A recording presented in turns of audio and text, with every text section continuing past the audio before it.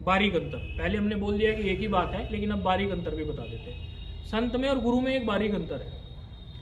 संत सब है, महात्मा है, महात्मा चोला पहन लिया वो संत है।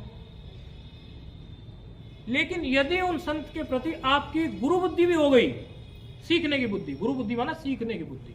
गुरु बुद्धि का मतलब ये नहीं होता कि गुरु बुद्धि का मतलब उनसे दीक्षा ही ले ली तभी गुरु बन जाते हैं, ऐसे थोड़ी होता है।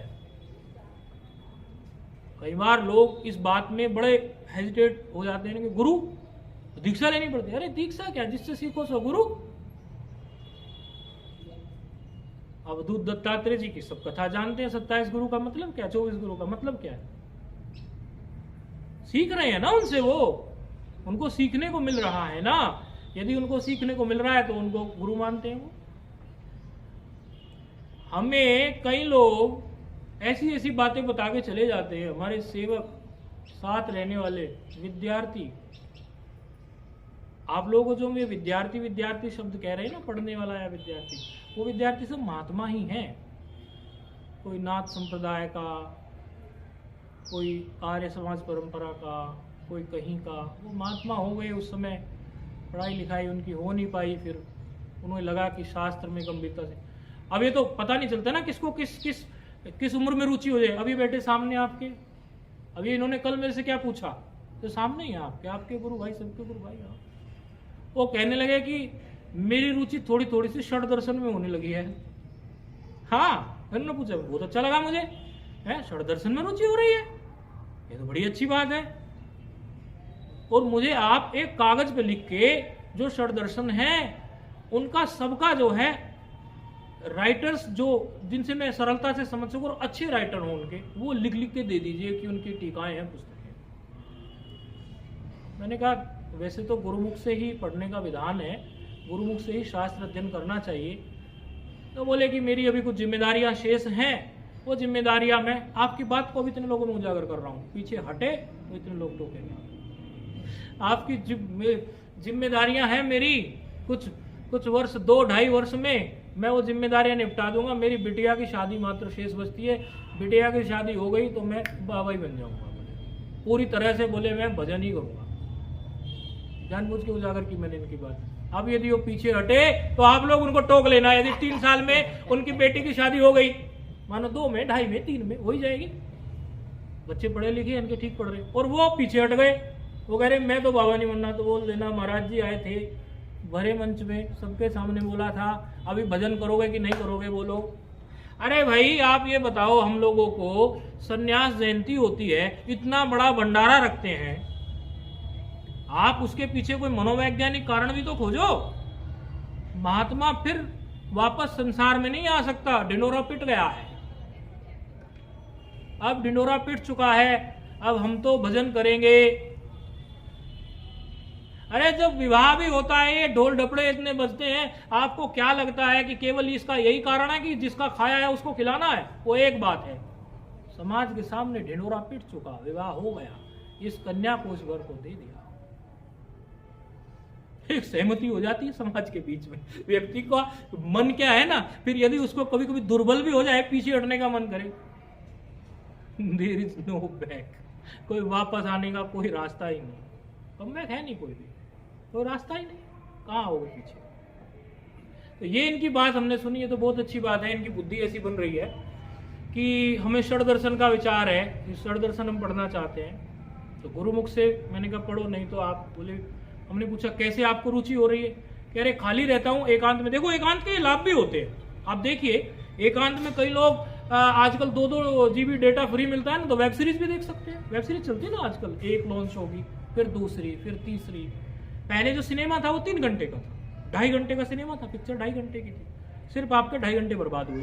देखो बर्बादी के नए नए साधन निकल रहे हैं, आबादी के कम है, भजन करने के साधन कम होते जा रहे हैं और भजन को बिगाड़ने के साधन बढ़ते जा रहे हैं। डेटा आ गया 1.5 GB। अच्छा, अरे आपको सुन के बड़ा आश्चर्य होगा, जब हम वृंदावन में थे, एक पंडित जी पूजा करते थे, उनकी आंखें सुबह सूजी सूजी, आंखें क्यों सूजी सूजी रहती है आपकी?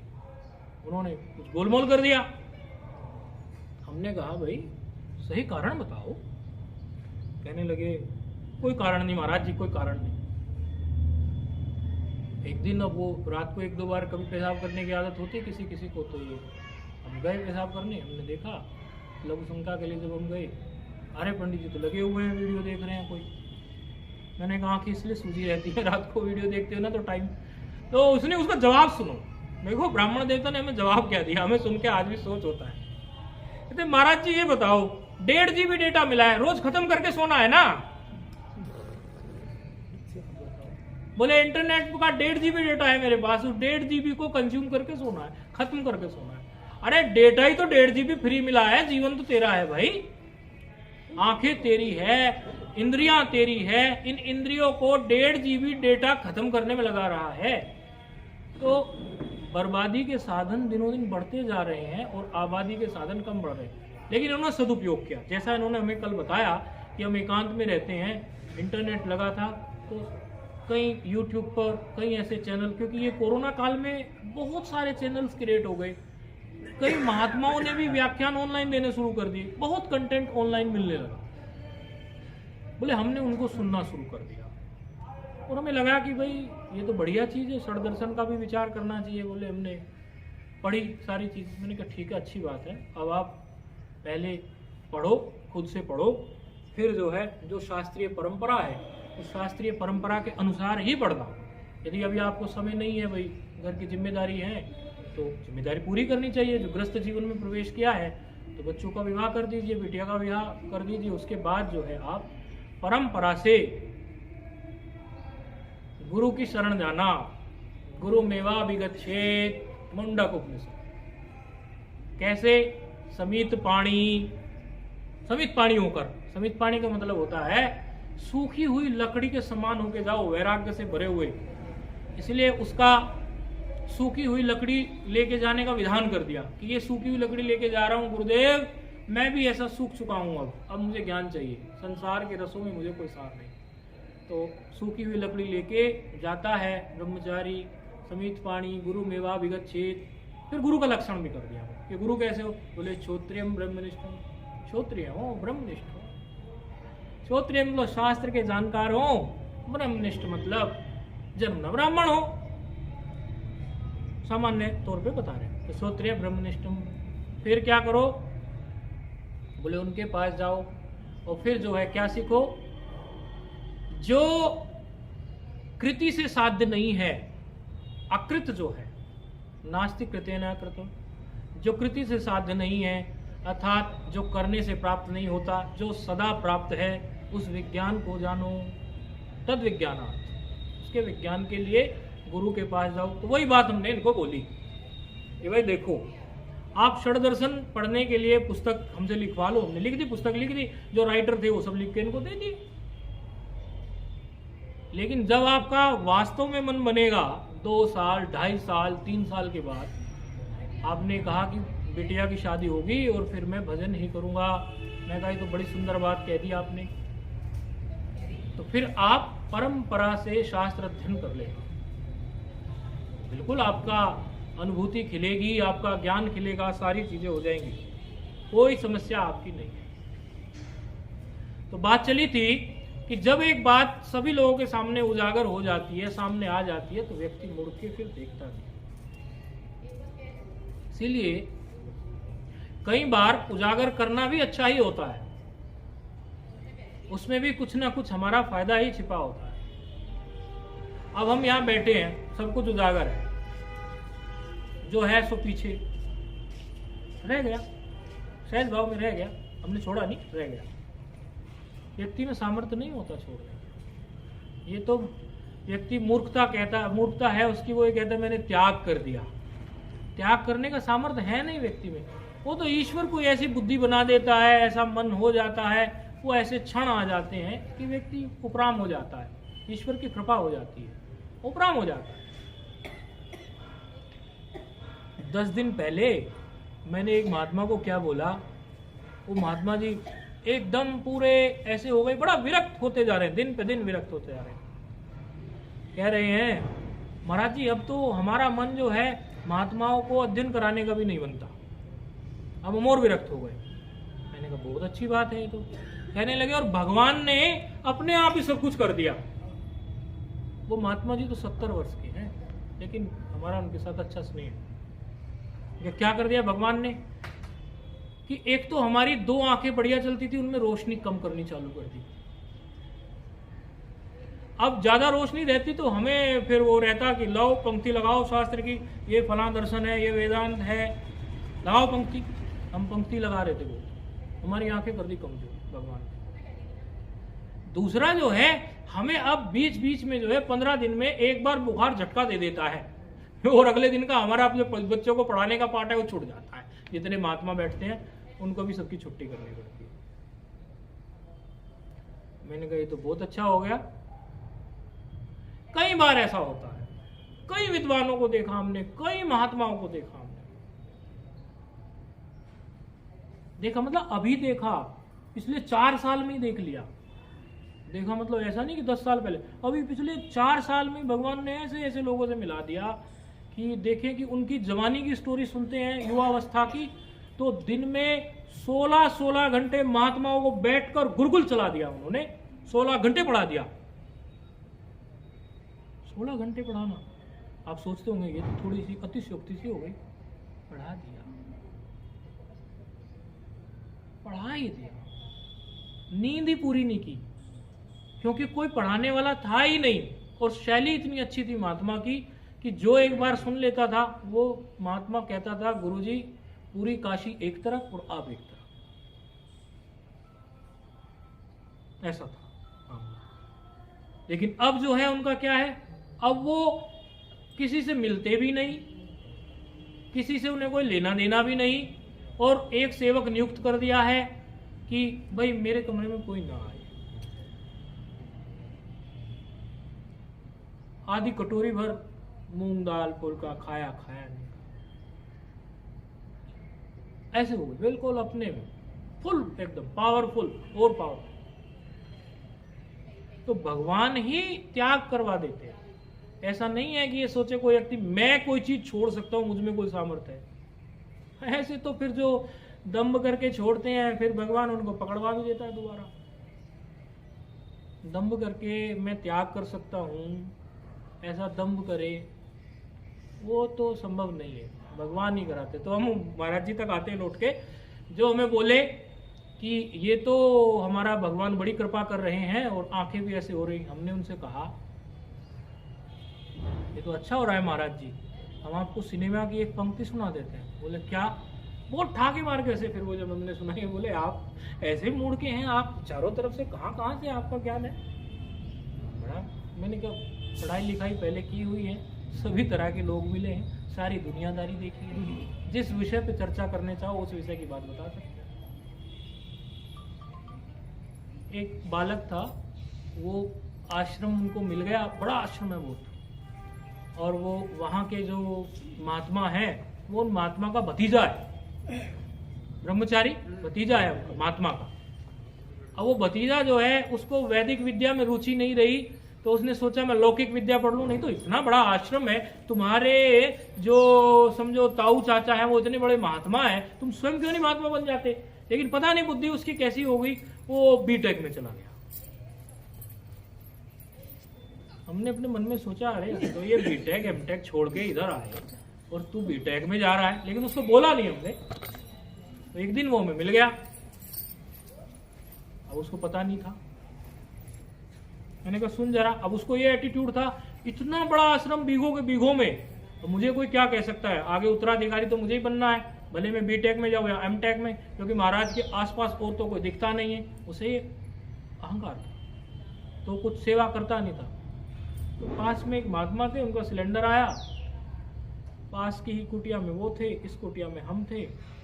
उन्होंने हमसे कह दिया महाराज जी हम बाहर जा रहे हैं, यदि सिलेंडर आ जाए हमारा तो रिसीव कर लें। मैंने कहा ठीक है, बोल देंगे किसी विद्यार्थी को रिसीव कर लेगा। अब ये सिलेंडर वाले भी अपने हिसाब से डिलीवरी देंगे, वो क्यों हमारे हिसाब से चलेंगे। हाँ, वो ऐसे समय पर सिलेंडर वाला आया, हमारे पास कोई नहीं, हम अकेले। तो महात्मा को कह दिया भाई तुम्हारा सिलेंडर रिसीव कर लेंगे, तो करना भी पड़ेगा। अब वो थोड़ा भारी भी होता है, तो सिलेंडर रिसीव करने के लिए मैं, अब वो जो भतीजा था उसका अहंकार से पूरा भरपूर, मैंने कहा इधर आ जरा। उसे पहली बार किसी ने ऐसे बुलाया, मुझे ऐसा लगता है। ये मुझे टेढ़ी आंख से देखा। मैंने कहा सिलेंडर इधर से पकड़, मैं इधर से पकड़ता हूँ, ये महात्मा के कमरे के बाहर रखना है। ऐसे देखता रहा, लेकिन मना नहीं कर पाया। उसे देखा कि महात्मा कह रहा है तो मना तो नहीं कर सकता, लेकिन मन में उसके ये हुआ इतने बड़े आश्रम का मैं अभी उत्तराधिकारी जैसा, और आज तक, और उसने कई महात्मा को रवाना भी कर दिया वहां से। वो महात्मा यदि 8 बजे कहीं से भिक्षा लेके आता था तो वो 7:50 में दरवाजा घुमा देता था, फिर वो दरवाजा पीटता था तो 20 मिनट में अपने कमरे से निकल के आता था। महात्मा 20 मिनट तक दरवाजे पीटता रहता था। तो ऐसे किसी को रोज रोज आप करोगे वो बेचारा चला ही जाएगा ना। ऐसे कितने महात्मा उसने चलते कर दिए वहां से। ये बीटेक वाला जो बालक है, बालक ही है और क्या। तो वो आया, मुझे सोचा मैं आज शायद भगवान ने कुछ निमित्त बना दिया ऐसा। मैं बोला क्या करता है तू, पढ़ता है? बोले हाँ जी पढ़ता हूँ, एटीट्यूड में। उसे लगा ये तो ऐसे ही होंगे 16-2 टाइप के ही, क्या पता होगा, दाढ़ी वाड़ी बढ़ रही है, फटे हाल रहते हैं। जहाँ मैं रहता हूँ वहाँ अपने ही मूड में रहता हूँ मैं। ये चादर वादर प्रेस व्रेस तो इन्होंने करी है बढ़िया, इतना बढ़िया नहीं रहता, रह भी लेता हूँ नहीं भी रहता हूँ, मतलब ऐसा सोचता नहीं हूँ कि बढ़िया ही रहना है, दिमाग इनमें ही ज़्यादा लगाता। ऐसा ठीक है। वैसे तो आपको पता नहीं चलेगा मैं कहाँ रहता हूँ, लेकिन यदि आप गलती से हमारे कमरे में घुस गए तो इधर का पेंट उतरा पड़ा है, इधर का उतरा पड़ा। अरे महाराज जी ऐसे में रहते हैं, हमने कभी कहा ही नहीं। ठीक है, तो उसे भी लगता होगा यूं ही रहते हैं थोड़ा फटे हाल से, क्या है। और दाढ़ी में यदि कंगा वंगा आप ना दो, बालों में यदि ना दो तो बिखर भी जाते हैं, अजीब से हो जाते हैं। तो वो सोचते हैं कि अरे ये तो यूं ही होंगे। मैंने कहा अच्छा तेरी सब्जेक्ट्स कौन से हैं? बोलने लगा ये। मैंने कहा एल्गोरिथम पढ़ लिया, डेटा स्ट्रक्चर पढ़ लिया, C# पढ़ ली, C लैंग्वेज पढ़ ली, जावा पढ़ ली। बता कौन सी लैंग्वेज में तेरा हाथ साफ है कंप्यूटर की? वो एक बार तो जो झटका खा गया, ये महात्मा है कि कुछ और है, क्या मामला है? अरे बता। तो कहने लगा मैंने तुझी अभी C# पढ़ी है। मैंने कहा अच्छा C# में डेटाबेस कैसे क्रिएट करते हैं बता मुझे। मैंने 5-6 क्वेश्चन से पूछ ली, कोई बड़ी बात तो थी नहीं, पहले पढ़ा लिखा काम है वो। अब उस दिन से उसको लाइट हो गई। गुरुजी आप पढ़े लिखे हो क्या? आपने तो ये सारी बातें पूछ ली मेरे से। मैंने कहा थोड़े बहुत पढ़े लिखे हैं। क्या किया हुआ है आपने? मैंने कहा IRCTC की वेबसाइट से टिकट बुक करता है तो उस प्रोजेक्ट पे मैंने काम किया है। अरे जो दिल्ली पुलिस की ये वेबसाइट जो अभी CIPA common integrated police application, FIR पहले बाइक हाथों में लिखी जाती थी, फिर FIR वो उसमें लॉज होने लगी, वो प्रोजेक्ट पे काम किया था। अभी तो कंप्यूटराइज होगी ना FIR भी, आप लोग थानों में करते हो। वो प्रोजेक्ट में पहले मैं काम किया था Delhi NIC Lodhi road national informatics centre, scientist post देते हैं वो थी। मैंने कहा अच्छा गुरुजी आप इतना जानते हैं? अरे फिर वो आ गया नीचे। तो कहने लगा फिर गुरुजी आप मुझे 1 घंटा ट्यूशन दे दो, पढ़ा दो मुझे।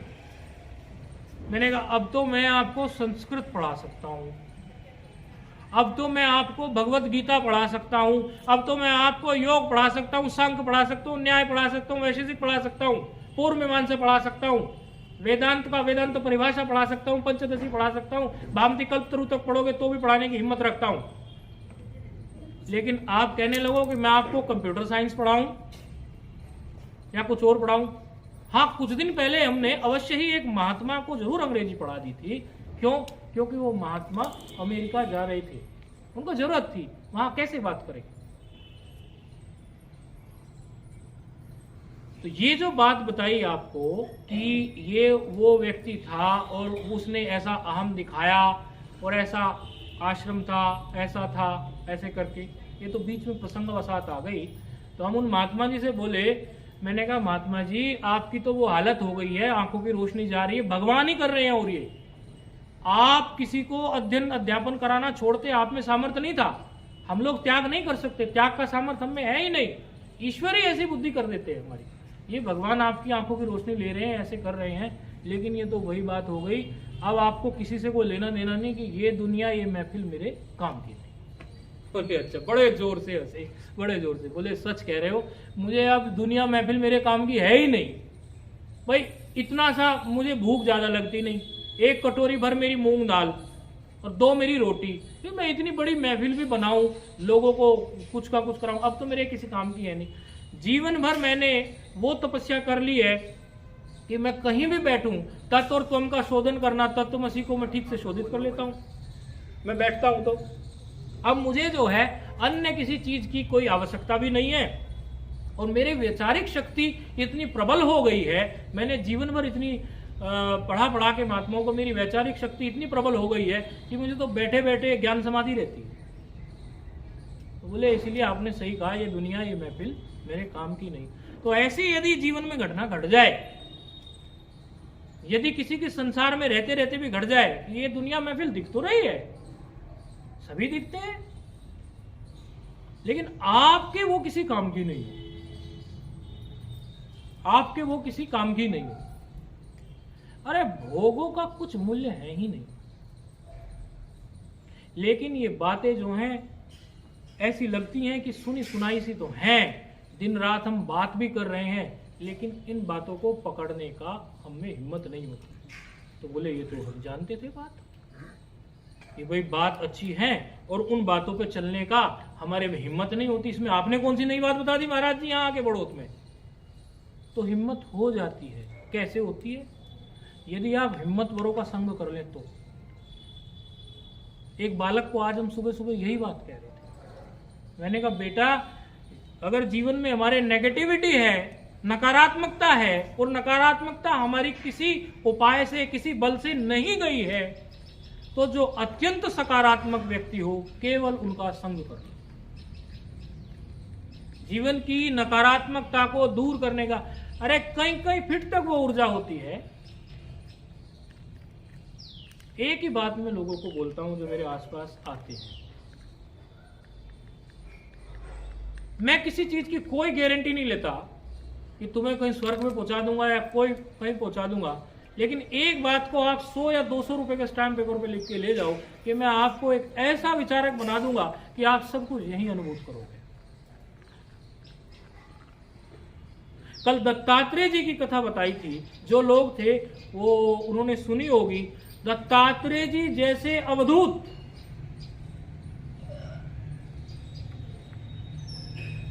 कि मतलब ये नहीं है कि विरक्त हो जाओ तो विरक्त हो गए फिर सब छूट जाता है या छोड़ देते हैं।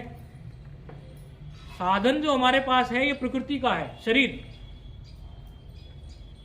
तो प्रकृति की व्यवस्थाओं को भी करते रहना चाहिए, लेकिन उनसे परे भी रहना चाहिए। इसके लिए बहुत परफेक्ट उदाहरण है दत्तात्रेय जी का। कई लोग जो हैं सोचते हैं कि हम तो ऐसा ना हो आप लोग, हम आपको ये ज्ञान की बातें बता रहे हैं और आप उसको उल्टी ले ले। फिर वो लोग बोलते हैं आजकल महात्मा लोग लोगों को ज्ञानी बना देते हैं, फिर वो भजन करने भी नहीं आते हमारे पास। ऐसा नहीं है, भजन करने की दत्तात्रेय से ज्यादा तो अवधूत नहीं कोई। अवधूतों में शिरोमणि ऊपर आता है नाम एकदम, और कह रहे हैं भगवान मेरे 2 अपराध है, वो 2 अपराध मेरे माफ कर दो। क्या अपराध हो गए? ऐसे विरक्त महात्मा ने भी कोई अपराध कर दिया? बोले मेरे 2 अपराध हैं, मुझे क्षमा कर दो। एक तो मेरा ये अपराध है कि मैं तीर्थ स्थानों की यात्रा करने चला जाता हूं।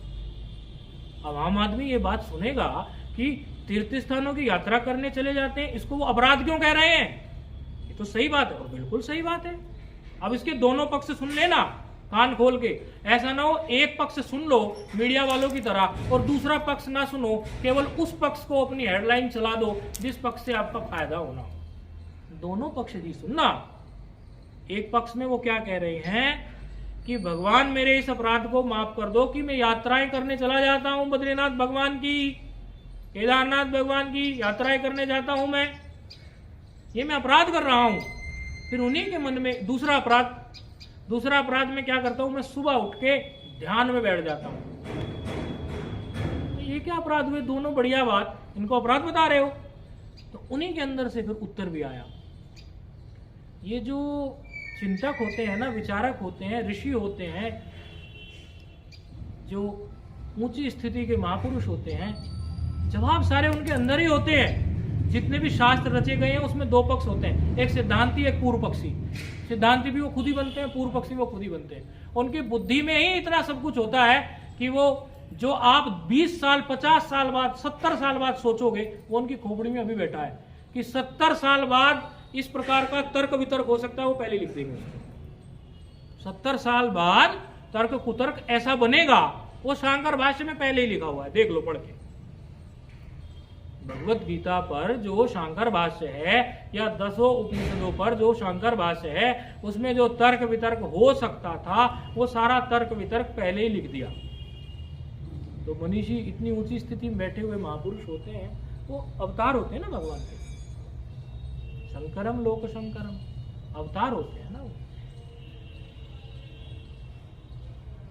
शंकरो शंकर साक्षात, शंकराचार्य जी के लिए तो बोलते ही है ना, वो स्वयं भगवान शंकर के ही अवतार थे। इसमें कोई झूठ भी नहीं है।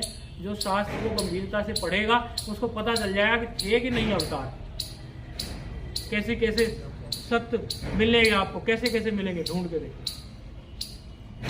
तो वो पूर्व पक्ष और उत्तर पक्ष जो है सिद्धांत दोनों लिख देते हैं। तो वहीं अब दत्तात्रेय भगवान क्या कह रहे हैं कि देखो, अपराध तो मैं इसीलिए कह रहा हूं क्योंकि भगवान जो हैं, आप जो हैं वो सर्वव्यापक हैं, कण कण में आप व्याप्त हैं, और मैं आपकी व्यापकता को तोड़कर ये सोचता हूं कि वो बद्रीनाथ में ही है, वहां जाता हूं।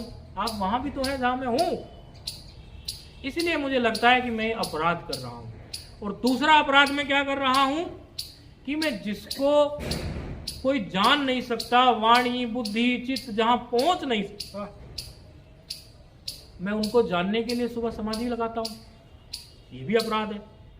अर्थात मेरी बुद्धि आपको जान लेगी, मेरी चित्त समाधि आपको जान लेगी। समाधि चित्त की तो लगती है, वो जान लेगी आपको नहीं। अब इसका उत्तर फिर स्वयं ही देते हैं। तो कहते हैं लेकिन भगवान जरा एक बात और भी बताओ, ये शरीर प्रकृति का है, और शरीर है जब तक कुछ तो करूंगा, खाली तो नहीं बैठेगा ना व्यक्ति, कुछ ना कुछ करेगा। अरे क्रिया से जन्म है हमारा, क्रिया के बिना मानव रहता कहां है? कौन रहता क्रिया के बिना? शरीर नहीं चल रहा तो मन चल रहा है, क्रिया तो हो रही है, कुछ ना कुछ कर ही रहा है ना व्यक्ति। तो इससे मैं कुछ ऐसी क्रिया करूं जो सार्थक हो। अरे शरीर को घिसा घसू के बद्रीनाथ ले जाता हूं, केदारनाथ ले जाता हूं, इसका सदुपयोग हो जाता है भगवान। इसलिए मेरा अपराध तो जरूर है, लेकिन आप ही की प्रेरणा से मेरे हृदय में ये भी स्फुरित होता है। दूसरा बोले मानता हूं आपको नहीं जाना जा सकता, मेरे चित्त की समाधि पर्याप्त नहीं है आपको जानने के लिए, लेकिन सुबह उठ के बैठ तो जाता हूं, इस मन बुद्धि को लगा तो लेता हूं। कल कोई बुजुर्ग कह रहे थे कि मेरी माला तो रहती है, साधन पूछ रहे थे, मेरी माला तो, और ये सभी का है, प्राय जो भी चलता है इस मार्ग में ये सभी का प्रश्न है, तो इसीलिए जनरल बता रहे हैं। मेरी माला तो रहती हाथ में, जपते हैं तो हाथ में रहती माला, और मुख में रहता है जब जब कुछ बोलते रहते हैं, ऐसे वाणी में तो रहे थोड़ा कुछ जप करते हैं, लेकिन मन रहता है संसार में। मैंने कहा ये आपकी गलती नहीं है, ये प्राय सभी साधकों के साथ ऐसा होता है। तो एक तो उसका जवाब हमने तब तो दिया नहीं था, एक तो यहीं दे देते, यहां भी बैठे हुए हैं। देखो ये बात आपने गुरुजनों से सुनी होगी, और यदि नहीं सुनी तो आज सुन लो। आप बैठे तो हो, कर तो रहे हो ना, आपने एक समय निर्धारित तो कर दिया ना कि अगले 20 मिनट, अगले 25 मिनट, अगले 30 मिनट मुझे मेरी 11 माला करनी ही है। वो तो नियम आप नहीं तोड़ रहे ना, बैठे हो ना।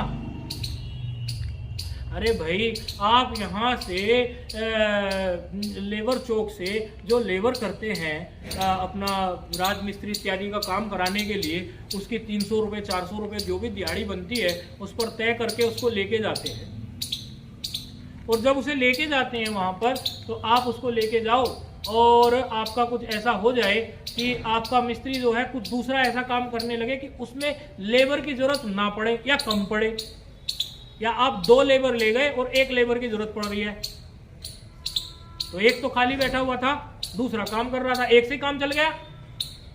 शाम का समय हुआ, 5 बज गए, 5 बजते तसला फेंक देते हैं, हो गया काम। यहाँ के ऐसे मिलती है लेबर भी, 5 बजते तसला फेंक दे, हो गया काम जी, चलते हैं हम। तो मालिक से बोले लाओ जी हमारी 300 रुपये दिहाड़ी दे दो। अरे खाली बैठा है सुबह से तू, काम तो इसने किया है दूसरे ने, तेरी कैसी दिहाड़ी? सेठ जी खाली बैठा था, लेकिन बैठा तो आपके लिए था ना। खाली बैठा था सुबह से, लेकिन किसके लिए बैठा था? आपके लिए बैठा है। मजदूरी बन गई कि नहीं बन गई? सॉफ्टवेयर इंजीनियर तो क्या होते हैं, कई बार एक तो बच्ची बैठी है सॉफ्टवेयर इंजीनियर, कई बार प्रोजेक्ट में नहीं काम होता ही नहीं प्रोजेक्ट में काम, तो क्या उनके महीने में सैलरी नहीं आती? सैलरी तो आती रहती है ना। अभी तो थोड़ा रिसेशन सा यूएस में आ गया, यूके में रिसेशन थोड़ा दस्तक दे रहा है, थोड़ा टाइम आने के चांसेस है, लेकिन भारत की अर्थव्यवस्था को ज़्यादा डैमेज नहीं कर पाएगा। अभी आने वाले समय में, आने वाले कुछ वर्षों में अंतर्राष्ट्रीय स्तर पर बड़े झटके आ रहे हैं और आएंगे, लिख लेना, पक्की बात है। तो देख रहे हो आप, साल 2 साल से अंतर्राष्ट्रीय स्तर पर झटके, और अंतर्राष्ट्रीय अर्थव्यवस्था जो है, अंतर्राष्ट्रीय अर्थव्यवस्था चरमरा रही है।